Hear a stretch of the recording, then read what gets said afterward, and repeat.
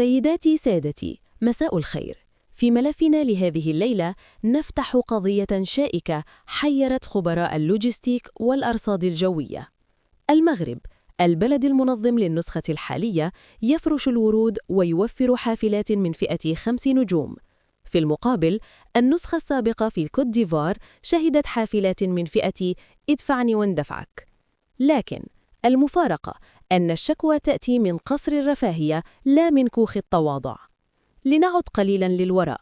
النسخة الماضية، الكوت ديفوار، شاهدوا هذه التحفة: تويوتا كوستر بيضاء تشبه حافلات النقل المدرسي في القرى النائية، نوافذ مفتوحة للهواء الطلق، ونظام تعليق amortisseurs يجعل اللاعبين يرقصون السامبا مع كل حفرة.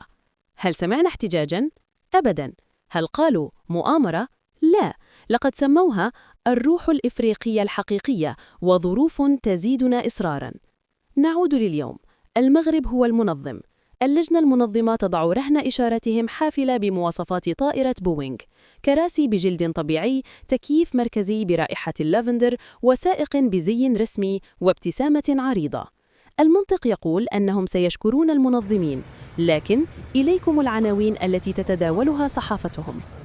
عاجل: المغرب يخصص حافلة مريحة جدا لتنويم لاعبين قبل المباراة.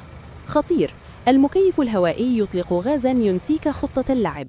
فضيحة: الطريق معبدة جدا ولا توجد حفر لإيقاظ حماس اللاعبين.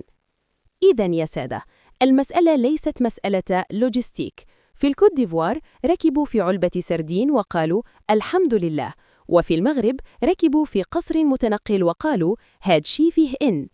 يبدو أن المشكلة ليست في نوع الحافلة، بل في GPS النوايا الذي يعطي دائما إشارة خطر بمجرد دخول الحدود المغربية. كان معكم مراسلكم من داخل حافلة مكيفة، ويتمنى لكم نقلة ممتعة بدون نظرية مؤامرة. إلى اللقاء.